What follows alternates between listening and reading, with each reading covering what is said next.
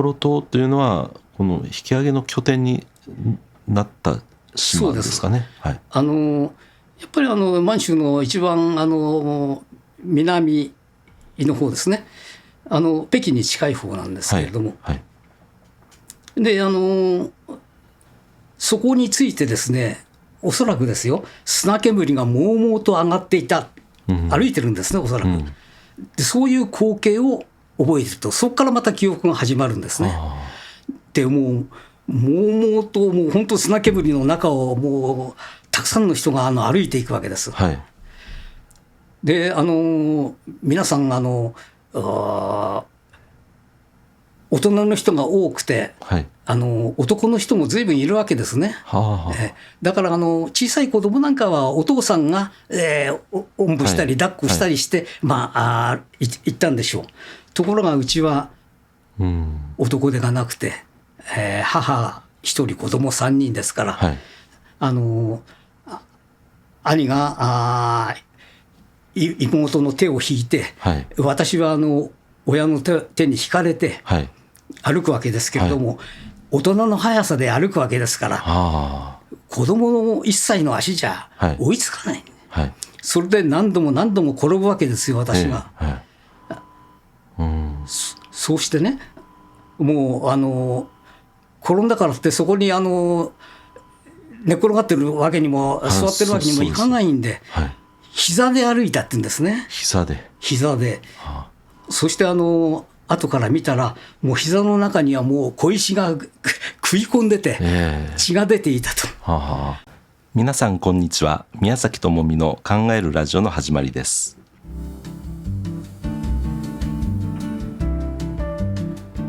今日はゲストに榎戸隆さんをお迎えしております。榎戸さん、どうぞよろしくお願いします。お願いします。はい、ファントムパラダイス2、幻の楽園満州から米軍接収の街横浜へ、前回プロローグとして、お伝えいたしましたが、今日からいよいよ第1回として本格的に掘り下げてお話をしていただきたいと思います。どうぞよろしくお願いします。はい、今日はそうしますと満州のお話になりますでしょうか。そうですね、はい、私たちが満州からどのように引き上げてきたかと、そういう話を中心にお話しさせていただきます。満州国前回、どのような経緯でできたか、建国されたかということをお話ししていただきました。それと榎戸さんが満州でお生まれになったというところ、そこから、横浜へたどる道について、プロローグとしてお話ししていただきました。その満州で、どういったことになっていたかということですよね。はい、今日のお話はですね、まず1945年8月9日、日本の終戦が8月15日ですから、それに先んずる話なんですけれども、それはね、ソ連がですね、満州国に攻め込んでくると、いう事実なんですね。そこから私たちの引き上げの物語が始まります。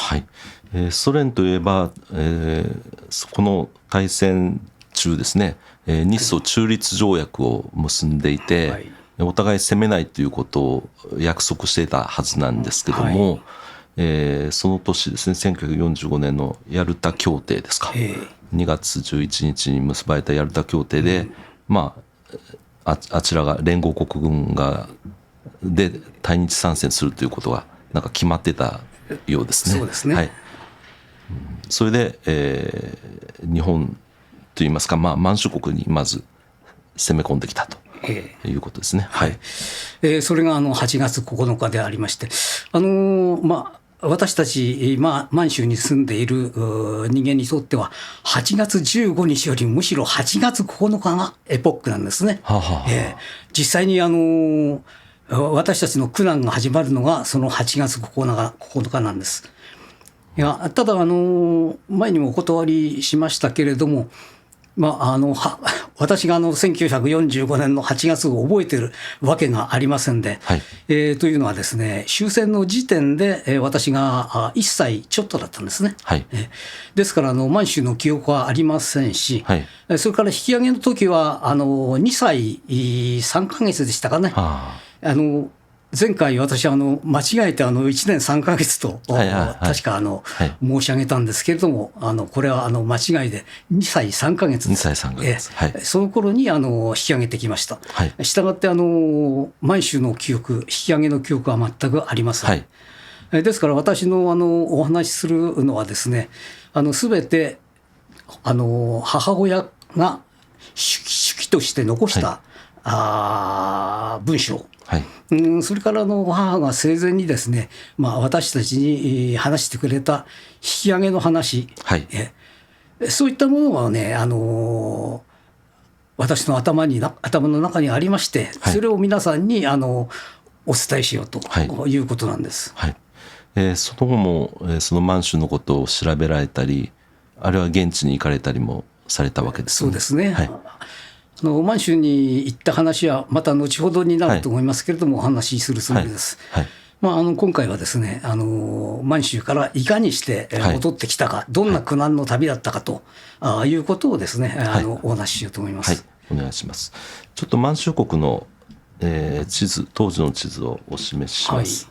はい日本がありまして、当時、朝鮮半島は日本を植民地にしていました。はいあと台湾もこう日本の領土になっております。中国は中華民国という国がありました。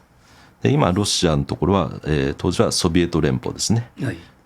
モンゴルがあり、で満州国、この緑に塗っているところ、ここに、日本の傀儡国家が、建国されたということですね。はいはいそれで私はですね、その地図にあります新疆ですね、はい丸括弧長春、はい今、中華人民共和国になって長春と言ってるんですけどね、はいそこに私は生まれて、そこで1歳何ヶ月まで、いや、2歳まで育ってるわけです。ははははなるほど、そこで、1945年の8月9日を迎えたということですかね。そうですね。はいそれで母の手記によりますとね、はいその8月9日にソ連が攻めてくるということが、どこかから、伝わってきたんでしょうね。ははそれで役所の人、私の父親が勤めていた役所、鑑賞台っていう、気象台なんですけれどもね。日本でいうとこの気象台。そうですね。はい。鑑賞台って観測するっていう感じですかね。そうですね。気象を観測するんで、はい鑑賞台というんだと思いますが、そこの職員からうちに連絡がありましてね、はい奥さんも明日とは言わなかったと思いますが、ソ連が攻めてくると。はいここは戦場になるんでね、はいすぐに逃げてくださいと。明日逃げてください。明日逃げてください。そういうふうに言われたそうなんですね。ははなるほど。それで母親はびっくりしましてね、はいもう本当にもうその手当たり次第っていうことなんですけれども、必要なものをもうリュックにどんどん詰め込んで、はい自分のリュック、大きなリュック一つ、それから子供、私は兄と姉がいたんですね。はい兄が小学生で、姉はまだ小学校上がっていない。で、私が2歳半です。それでリュックを3つ作りまして、1つは大きいの。はいそれは母の自分用ですね。はいそれから小さいリュック、これは兄、それから姉。はい3つ作りまして、私リュック背負えるとしてはなかったんで、むしろ親に背負われる方なんで、そうですね。いろんなものをですね詰め込んで、必要なものをね、はいそれからもういつ帰れるか分かんないというんで、はいどこ行くか分かんないわけですからね。はいで冬物の支度をして、真夏ですよ、8月。 8月9日ですもんね。そうです、はい真夏に真冬の洋服を着て、それで翌日駅まで行ったそうなんですよ。はいそうしたところがですね、駅に着いたところではい汽車はもう出てたと。あ帝国までにですね、はい行ったんだそうですよ。あはいそれでももう記者は出た後だった。もうそれでがっかりしてね、とぼとぼと歩いてまた自分の家へ帰ったそうなんです。もうその時のもうがっかりしようっていうのはもう気の毒なくらいでですね、母の手記読んでてもね、もうハラハラドキドキ残念というね、そういう場面なんですよ。これやはり用意した列車っていうのはもう先にもう満員になったか何かで。いえ、それはね分からないんですけど、とにかく鉄道に当時はもうダイヤがあるわけはないんですからね、もうダイヤなんていうのはもう全く狂ってるあるかないか分からないというよりむしろないんですね。それでおそらくその役所の人たちも大体のところが揃ったんでですね、じゃあもう行きましょうということになったか、あるいは列車を運行する人たちがね、見切り発車したのか、そんなことだと思うんですよね。もう、その新京の駅をもう行った時にはもう列車なかったってことですか。そういうことなんですね。それでまたお家に戻られて。そうです、でもがっかりしてるところにまた翌日ですかね、役所の人が来ましてね、列車が出ますよ、また出ますよ、告げられたそうなんですが、もう母はもう落胆の極致ですからね、もうこんなカオスな状態じゃね、引き上げだってそんなにうまくいくわけがないと。しかも自分はね、母一人子供3人です。前回お話ししたように、親父は兵隊に取られましてね、現地で兵隊に取られて、その時は知らなかったんですが、後に分かったんですが、ソマン国境、ソ連と満州の国境の防備について、でソ連の参戦を迎え撃ったと、これは後になって分かったことですが、ですからその親子4人でね、こんな小さい私なんか1年何ヶ月、子供を抱えて、もう無事につけるわけがないと、もうこうなったらね、もうここで戦場になっても構わないから、みんなで死んじまおうと、まで考えたそうなんですね。それでどうやって死ぬかと、まず兄の方から首絞めるかと。いや、そうするとどうのこうの、じゃあ小さい方から首絞めるか、いやそれもどうのこうの、結局踏ん切りがつかない、それでまた翌日を迎えたらしいんですよね。そうしたら今度ね、別の口の疎開話がありましてね、どうも近所の方ですかね、これから安東へ行く、満州と北朝鮮の国境、今の北朝鮮、前の朝鮮の境に行く列車が出るんだと、疎開列車が出るんで、それに乗りなさいと、もう一生懸命勧められたらしいんですね。母は気乗りはしなかったんだけど、あまり熱心に勧められるんで、それじゃあ行きましょうと。それでその翌日の疎開列車に乗ったんだそうです。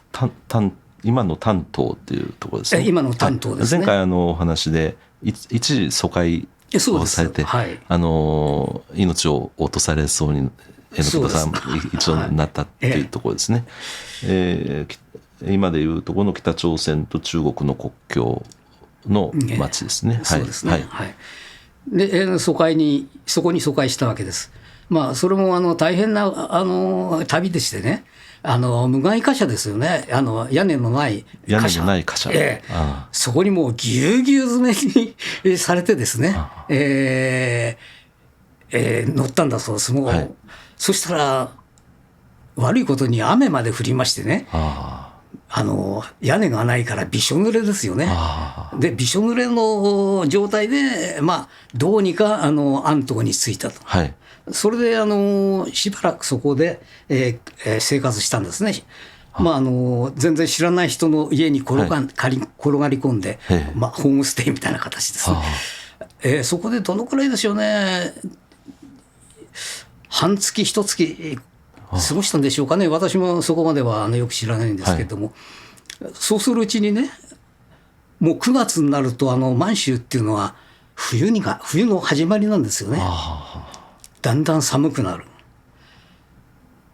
もし真冬が来たらね、もう生きていけないんですよ。暖房がないともう。そうなんです。満州では米がなくても生きていける。石炭がなければ生きていけないと。そう言われたそうなんですね。そのくらいの厳しい寒さです。で、今度は夏の支度をしてこなかったんでね。冬の支度だけなんですよ。これはもう黙ってここにいれば凍えちゃうと。いうことだったんですね。それで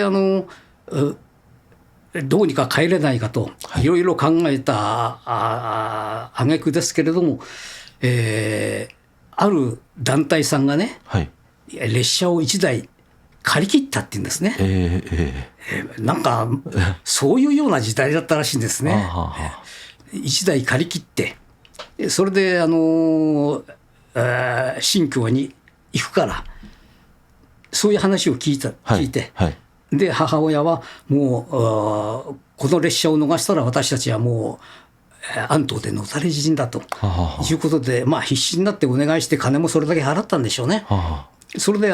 新京に戻ることができた。引き返すということですよね。新京に戻ったんですね。戻るってことですね。また北へ向かっていったってことですよね。で新京に戻ってやっと落ち着いたんですけれども、新京だって、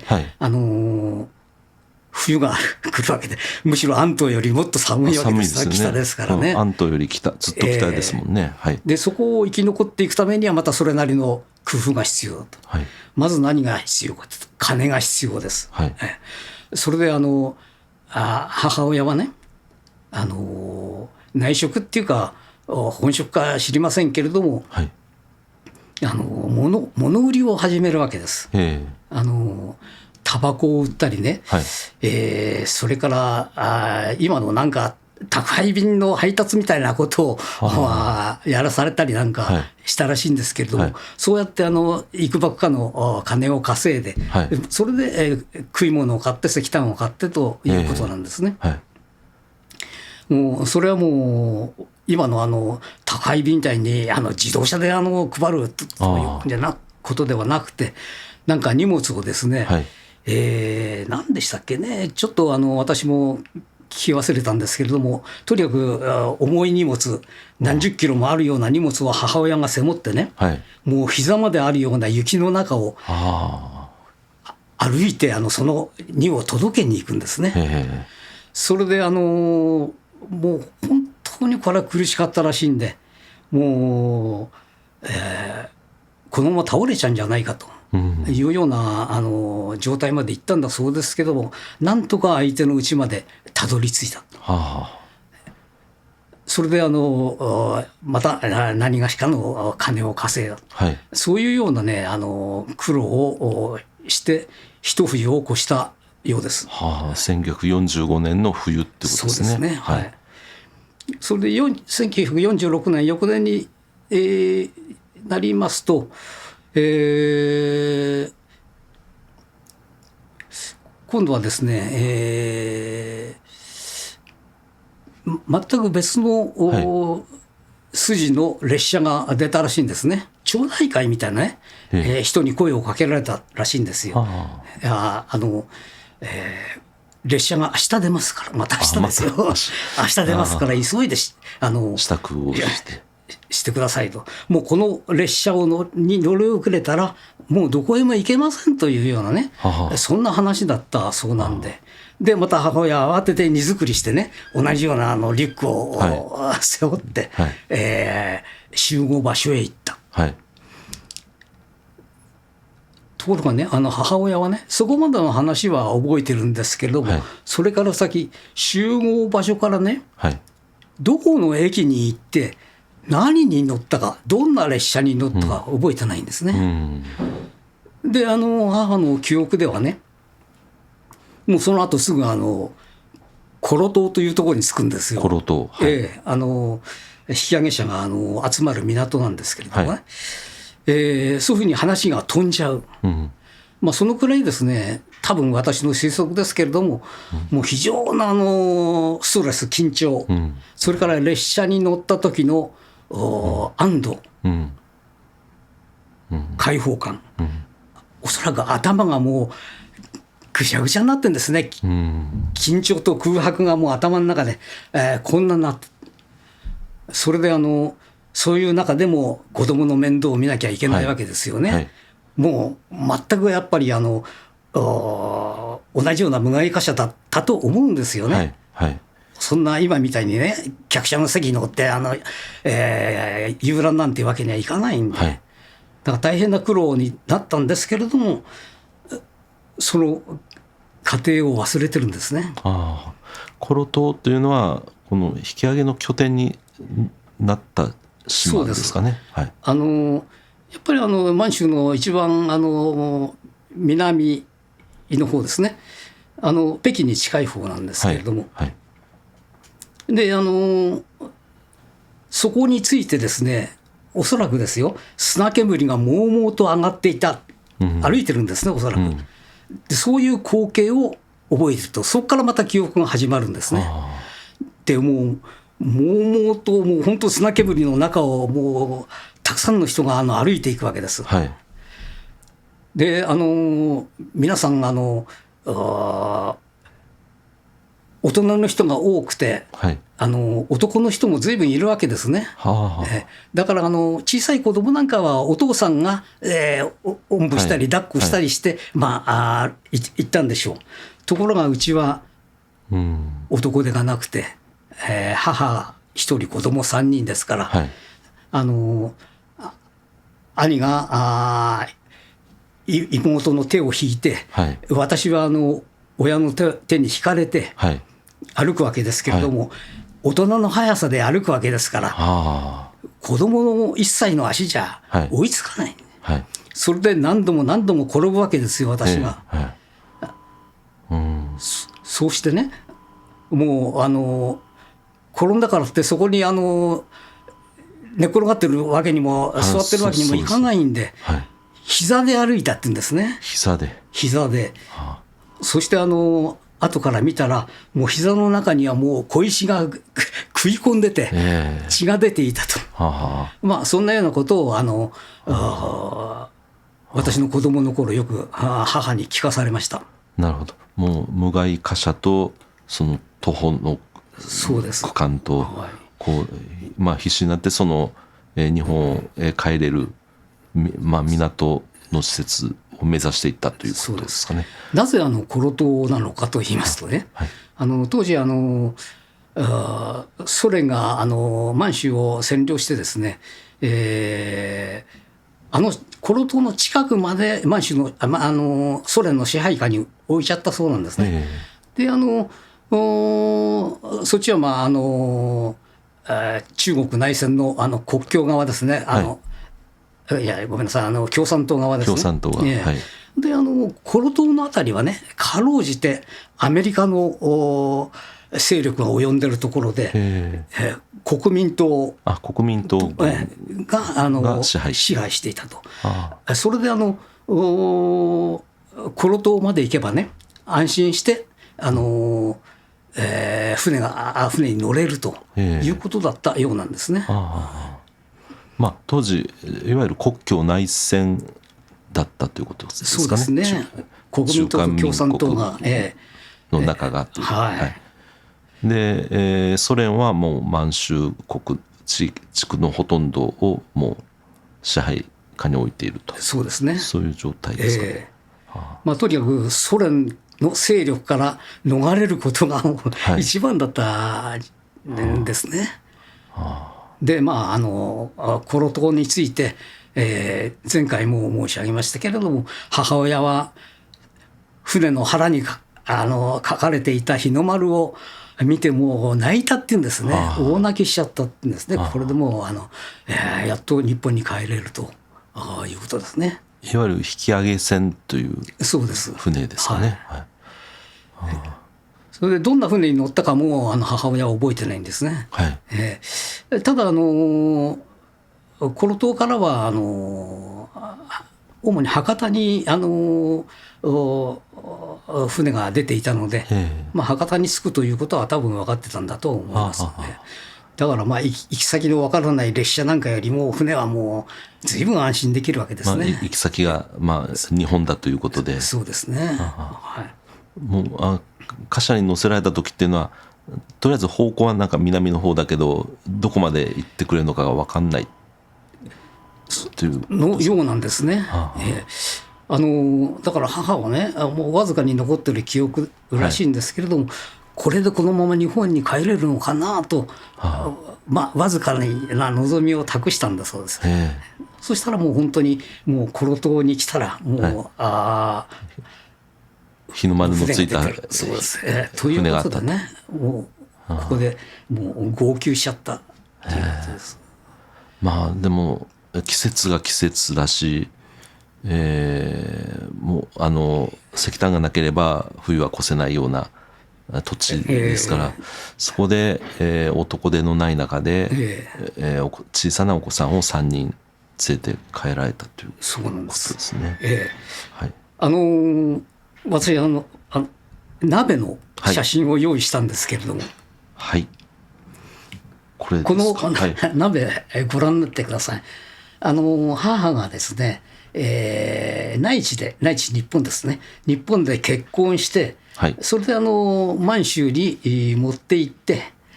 それで満州からまた日本に持ち帰った。日本から満州国に行って、また日本に帰ってきたということですね。そうなんです。引き上げというのはね、もう荷物をすごく制限されてましてね、例えば現金は1000円まで、1人1000円まで。現金もですか？現金ももらえたっていうか自分の金ですけど、そこまでは持ってっていいと、いうことなんですね。それからもうあとは、女性の着物は夏冬何着までと、そんな細かいことまで、決められてたそうです。だから装飾品なんていうのはね、もってのほかで、母はね一つブローチを持ってたんですね。どんなブローチかわからないけれども、もうこれだけはなんとか持って帰れないかと工夫した挙句、姉の洋服を破りましてね、それでその破れ目をつなぐ安全ピンとしてブローチを使ったと。それで持ち帰れたんだそうです。安全ピンとして持ってきた。そうです。そんなことまでね、しての引き上げだったんですよ。でこのお鍋というのはアルミの鍋で、これはもうずっと持って帰ってきたんですね。それで横浜の母の家にありましてね、母の家ってことはない、私もそこに住んでたんですが、そこにありまして、しばらく使ってなかったんですね。ずっと使ってなくて、母が大事にしてた。母も私の宝だと言ってね、保存していたんですよ。というのはね、もう本当そういうふうに持ち物を制限されてますから、ようやくのことでこの鍋一つだって持ち帰れたわけなんですね。それでこの鍋一つで配給を受け取り、顔を洗い、飯を作り、これから洗濯までしたと。確かね、新京から博多まで一月くらいかかったという話なんです。でその一月はこの鍋が支えてくれた。それで私母の生前にですね、もらい受けましてね。お鍋を。それで座布団の上に鎮座させてですね、私の家宝にしてるんです。今も家宝として大事に。そうなんです。なるほど。これ座布団の上に置いてあるわけですね。いやこれは本当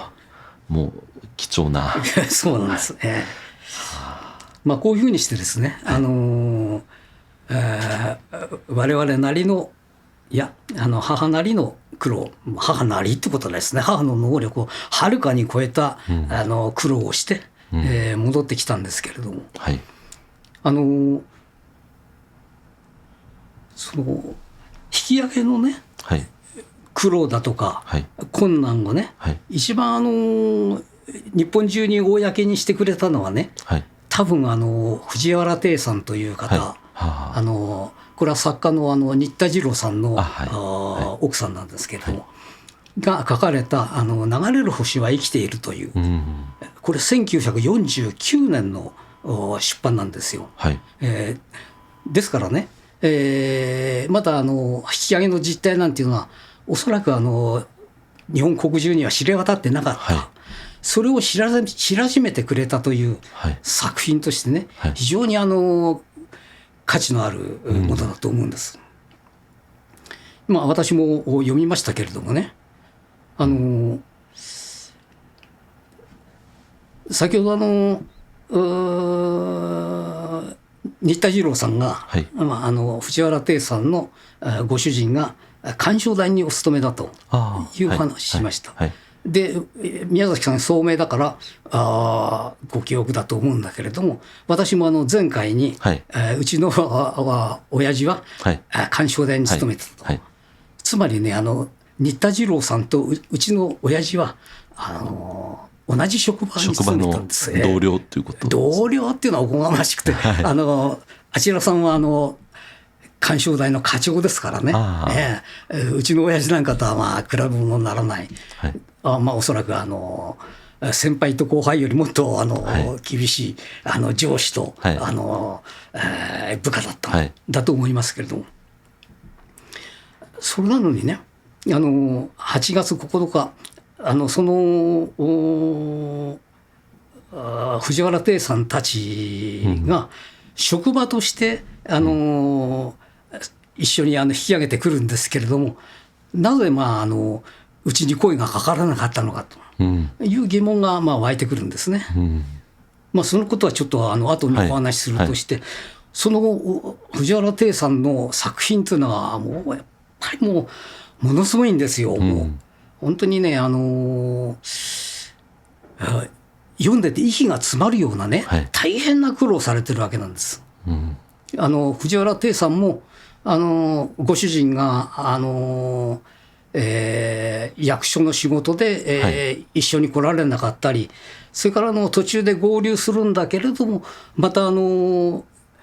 産軍に徴用されたりなんかしてね、大体の工程を親子4人で、帰ってくるんですね。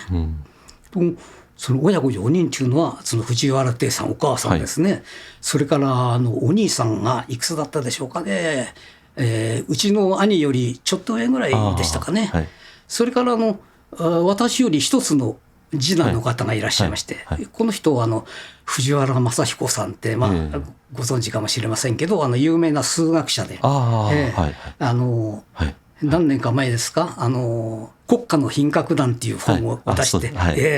非常な話題になりました、その方が藤原正彦さん、それからその下に生まれたばかりの女の子がいましてね、その4人で、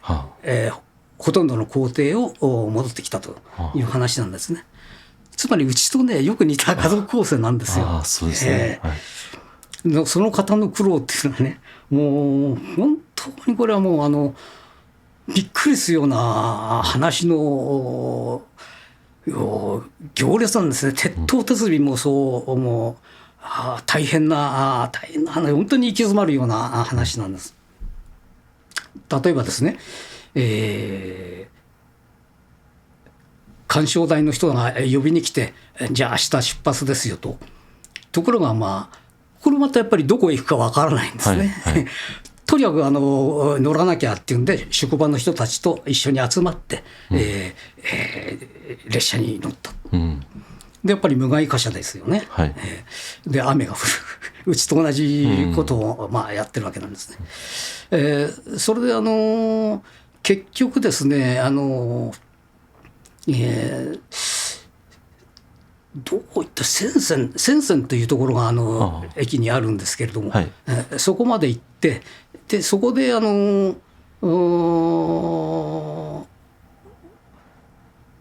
かの学校に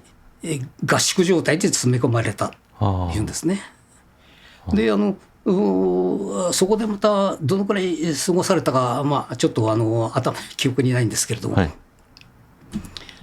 そこでもですね、大変な苦労されましてね、例えばお金、持ってきた金、もう金がなければ生きていけないわけですね。その金をどうするか、自分の一生の仲間にも隠れてね、缶詰の空き缶に入れて、外の土の中に埋めるっていうんですね。何箇所にも分けて、この金は命ですからね。で皆さんそういうふうにやったらしいんですよ。そしたらある時ね、その友達からね、藤原さんがもう埋めた缶詰見つけたみたいなこと言われていやもう油断がならないと。もう実際に盗まれた人もいるらしいんですね。ですからその時は新田次郎さんも合流していたんで、タケノコの皮をね、持ってきて、それで草履を編んだって言うんですね。タケノコの皮の草履、そうです。その草履の中にお金を、紙幣を隠した、そんなことまでして金を持ち帰る努力をしたわけですね。そして藤原さん一家が非常に一番苦労するのはね、38度線を越えるところなんですよ。先ほど言い忘れましたけど、仙泉っていうところは確か今の北朝鮮、その当時は日本の領土だったと、そこからですね、38度線を越えるのにどうですか、歩いて越えることがほとんどだったんですね。ものすごく苦労したわけなんですよ。38度線、ただ当時は38度線はね、もうソ連が38度線まで南下しちゃってて、それからアメリカ軍がそれを食い止めるような形で、あそこに38度線できたわけなんですけれども、でそこはもう越えられないんじゃないかと、38度線を越えるっていうことはもう例えばメキシコと今のアメリカの間の壁を越えるようなあんなもんじゃなくて、昔だからね、下手に越えれば射殺されますよね。下手じゃなくても黙って越えたら射殺ですよ。でそういうようなところをね、交通もないわけですから、全部遮断されているわけですから、38度線で。だから徒歩で越えるんですね。それはもう山あり川あり、ものすごい、険しい道なんだそうですよ。そこをね、もう本当にね、子供をね、引きずるようにしてね、来るんです、帰ってくるんですね。私は膝で歩いてたからまだいいんだけれども、もう藤原定さんはその正彦さんがもう、泥濘の中に転んでね、泥まみれ、赤土まみれになってるようなね、泥人形になってるようなね、そういう状態の子供はもう引きずるようにして、ようやく38度線を越えるんですね。38度線を越えるとこはね、案外と楽だった感じがします。というのはね、ソ連もね、そういうやり方なんでしょうか、甘いんでしょうかね、兵隊さんの甘さなのかもしれないけれども、別にアメリカとメキシコの国境みたいな、壁があるわけじゃなくて、遮断機が、踏切みたいな遮断機ですね、あったんですね。でそこを通り抜けようとしたら遮断機を開けてくれたと。それで通れたっていうんですけれどもね、これはねちょっちょっと他の本で読んだ話なんですけど、あの頃はね、どうもソ連はですね、はい、北朝鮮側から、当時は北朝鮮じゃないですけれども、北側から38度線を越えるのをね、黙認してたらしいんですね。非公式ならば、はいはい、こっそりならば黙認してたようなんですね。その本によりますとね、満州から朝鮮経由で、満州から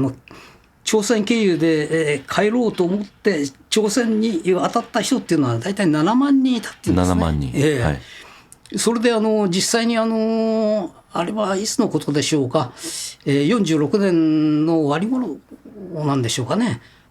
公式に渡れるようになった、38度線越えられるようになったらしいんですね。もうその時にはね、もう日本人は数千人しか残ってなかった。もうそれはもうポロポロ、はい、密かに超えていた、じゃないかというんですね。だから遮断機があっても、比較的通れたということですかね。それでケソンというところにケソン、はいはい、城を開く海城って書きますけれどもね、はいはい、これはつい何年か前ですけれども南北融和の象徴としてケソン工業団地というのがありまして、はい、で南北の関係が悪くなった時にね、その南北の融和の象徴である、ケソン団地の事務所を爆破したという、ありましたね、衝撃的な映像がありました、はいはい、ケソンですね。あそこは38度線の南にありますから、当時はアメリカの支配下にあったようなんですね。はい、でそこまで来てもうようやく息をつけた。そこにもアメリカの兵隊がいて、はい、もう本当に生きた心地になったんでしょうね。それからは義政府というところを通って汽車に乗って、釜山の港から博多へ、というルートなんですね。それでですね、それが博多に着いたのがね、確か46年の9月の12日でしたかね、藤原さんたちがね。ということは引き上げを開始してから1年ちょっと経ってるわけですよ。はい、1年でようやく帰り着いたと。で私たちの方はね、安東に疎開してましたから、そこで、しばらくいて、また新京に戻って、はい、そこで一冬を越してるわけですね。はい、それから引き上げということになる。それが7月ですかね、46年の7月頃ですから、博多に着いたのが46年の8月ぐらい、はいはい、というと大体藤原定さんたちと同じくらい時間かけて戻ったということになります。国民党軍支配のコ島経由か、ソ連とアメリカが対峙していた朝鮮半島の38度線越えでプサン経由で帰ってきたところ、そうなんです。それでさっきの話に戻りますけれども、はい、藤原定さんのご主人とうちの親父と同じ会社にいて、で職場として疎外を引き上げを始めたわけなんですけれども、なぜうちにね、声がかからなかったか、あるいは一緒に行かなかったのか、そういうね疑問がね私は湧いてたんですよね。で母の手記を改めて、読み返してみますとね、さっき申し上げたようにやっぱり8月の9日のその頃あるいはすぐ後、役所の人が呼びに来てるんですね。役所の人っていうのはもちろん官庁大の人なんですけども、その時に列車に乗り損なったという話をさせていただきました。もしかしたら満州じゃない干渉台の人たちはその列車に乗ったのかもしれないんですね。新京発の帝国より先に出ちゃった列車。はい。でうちはまあ乗り遅れたんですけど、もしそれに間に合っていたら、藤原定さんと同じ苦労をしたんじゃないかと。まあ私たちの苦労も、私たちの苦労ってことないですね。母親の苦労も、まあ大変なもんで、もう人間の能力をはるかに超えた苦労なんですけれどもね、したんですけれども、藤原定さんたちの苦労はね、もっともっとひどいもののように思えるんですよ。でそういうもう地獄のような引き上げなると、もう私だってもう生きていられたかどうか分からないですね。なるほど。だからまあ運命なんて、まあ、どうなるか分からないということですね。引き上げ者の方のその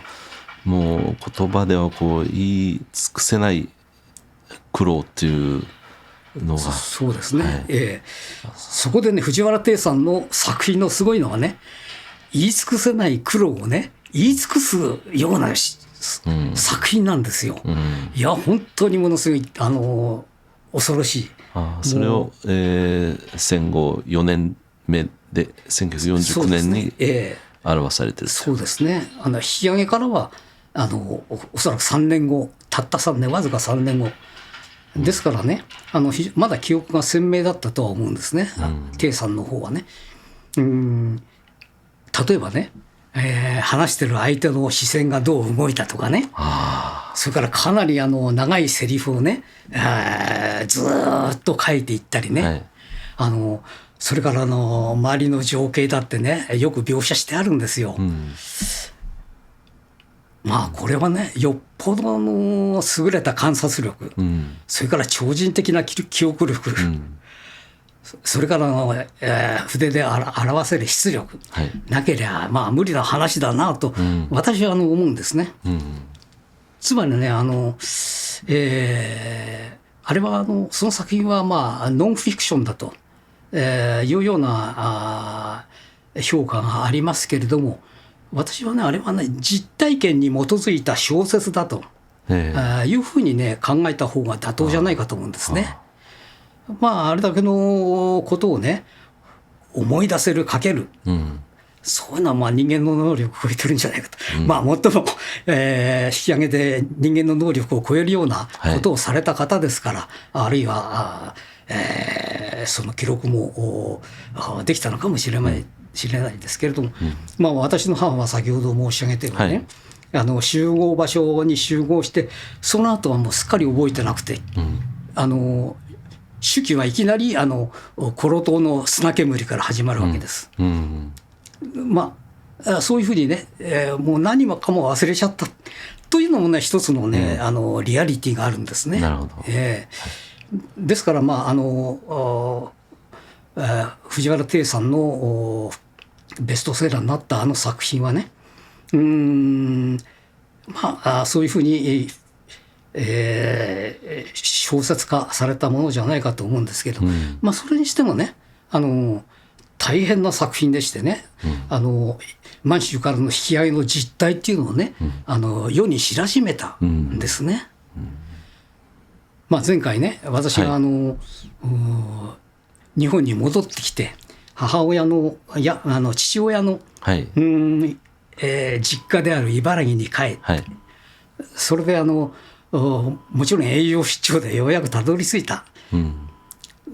そこに一泊したんですけれどもね、そこで鶏が卵を産んだって話しましたね。それで、たまたま産んだよ、私が母親に言ったんだそうですよ。おそらくそれはもう食いたいということなんでしょう。でそれを知っててね、義父ですね、義理の父親は知らん顔してたって言うんですね。でそのくらい冷たくあしらわれたんですけども、その時はまだその藤原さんの流れる星は生きているが出てなかった。もしそれが出ててね、義父が私のじいさんが読んでいたら、はいおそらく卵の2つや3つくれたんじゃないかと、たまたま。はい、そういうふうに思います。はいでまあその引き上げ者の苦労ということですけども、これはもう引き上げ者の中でもそれはもう言い表すことはできずに、まあ、この世をその後去ってしまわれた方多数いらっしゃる中で、そうした作品が残っていたこと、まあ、榎戸さんのお母様も、そういうわーっとノートに3、4冊一気に書かれたりして、それがこう、語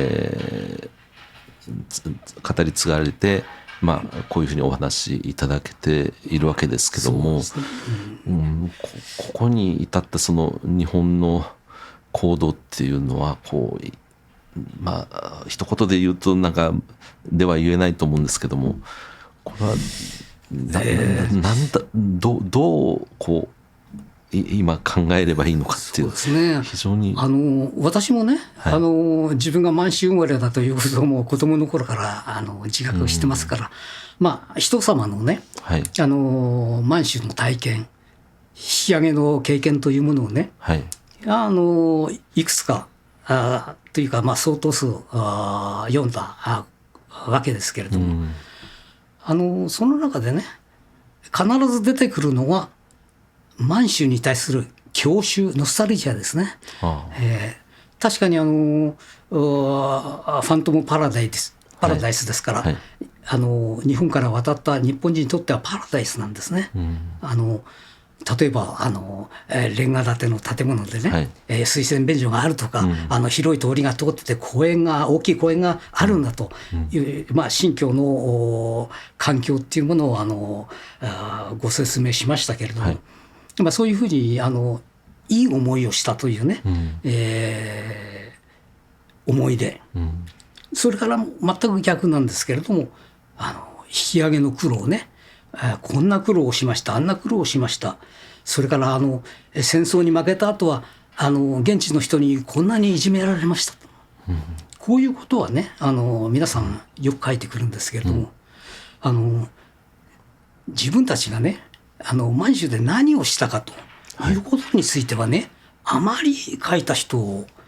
いらっしゃらないんじゃないかと思うんですね。そうですね。前にも申し上げましたけれども、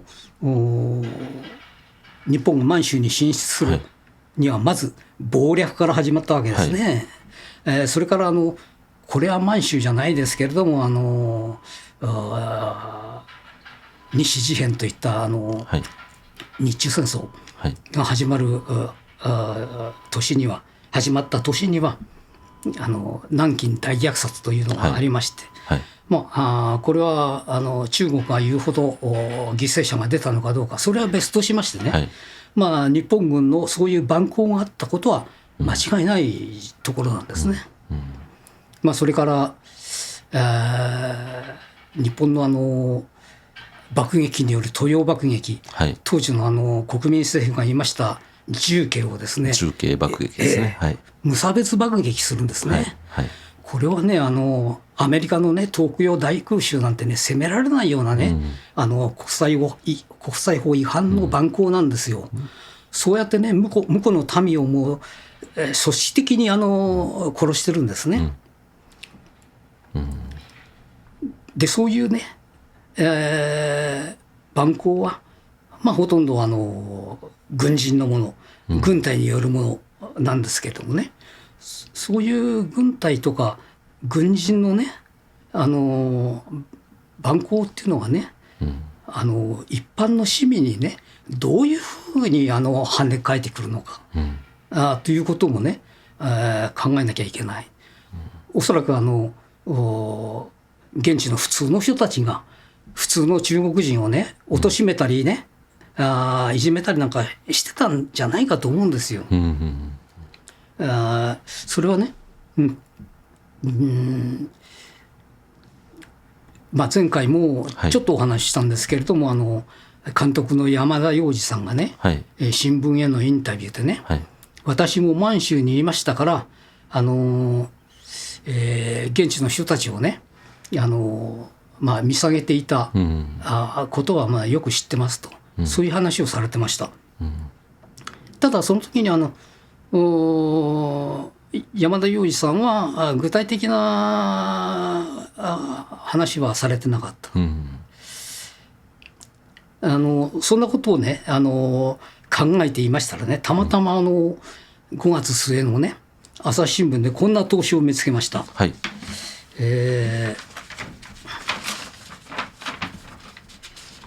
これは満州に住んでおられた92歳の方、今92歳です、の方が書かれたんですけれどもね、朝鮮の少女をいじめた私を恥じるという題名なんですね。それでこの方はね満州では食糧難だった、で主食は配給だった、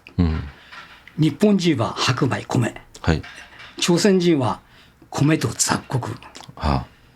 満州人には公糧が配られたっていうんですね。もう食い物からして差別してるわけです。でこういうふうにおっしゃってます。日本は満州国建設に際し五族協和、5つの民族が仲良くしましょうというスローガンですね。五族協和を掲げていたにもかかわらず歴然とした差別があった。でこの方がね国民学校3年、今では小学校3年ですね、雨が降る学校の帰り道、3人の仲間で歩いていると前から朝鮮の少女が頭の上に荷物を乗せてやってきたっていうんですね。で私らガキども3人は少女に体当たりし、少女の頭から荷を落として喜んだ。荷は穀物の袋、もし袋が破れたら穀物が泥だらけになって親からひどく叱られるだろうに、少女は一言も言わず悲しそうに去っていった。これはもう実に切ない話ですよね。たまたまこの3人のいたずら少年たちの仕業ではあるんですけれども、その日本の武力を背景にした中国への侵略がそこに移住した人たちにどんな影響を及ぼしたかっていうのはこれは想像に難くないですね。先日ですね図書館から本を借りてきたんですけど、その本はね漫画家の人たちが当時の思い出を語る、本なんですけれども、その中で古谷光俊さんっていう漫画家なんですが、お父さんが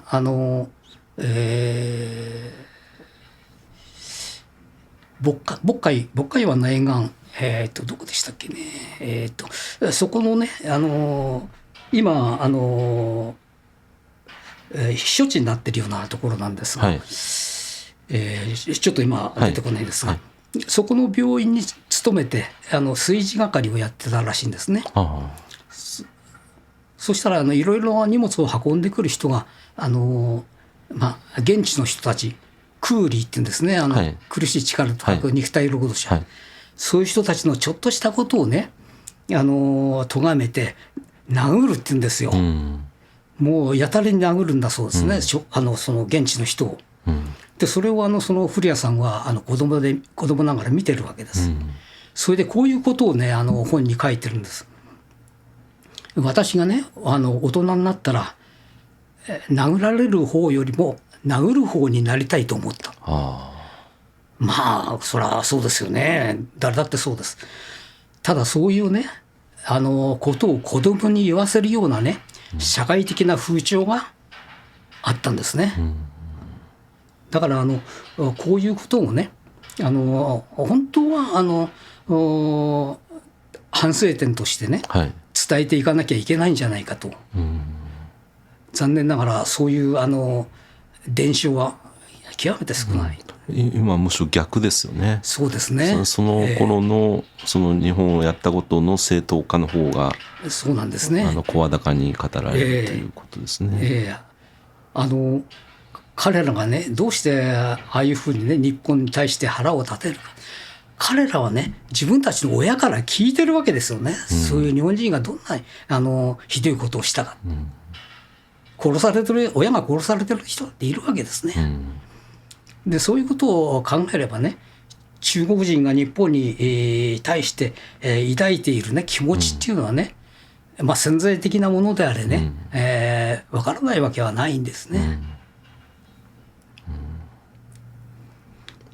いや本当近年ますます正当化の動き話がそうですね、増してきているように思いますね。それはむしろ中国人が、ちょっとまあ、暴動を起こしたり反日的なことを言うと逆に反中的なね、出版物がどっと売れたりなんかする今はそういう時代ですからね。まあそうですね、当時そのいわゆる関東軍だった人たちあるいはその満州国で、まあ、権益といいますか利権で、巨額な富を築いた人たちっていうところが何をしたかっていうのをこう暴いていくっていう作業っていうのは、まあ、ほとんどなされていないですね。そうですね、部分的には例えばね、日本が満州でアヘンの密輸で儲けたとかね、まあ、そういう話は、まあ、時々出てきますけれどもね、まああまり満州に対していや中国に対していいことは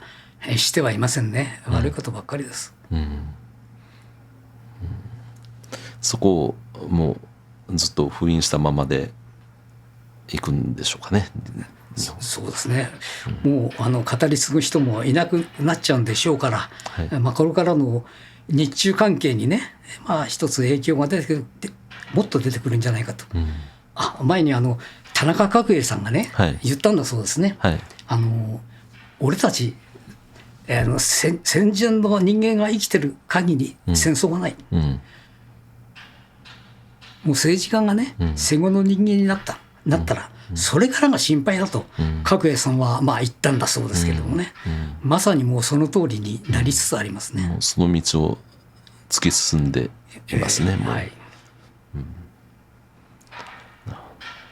はい、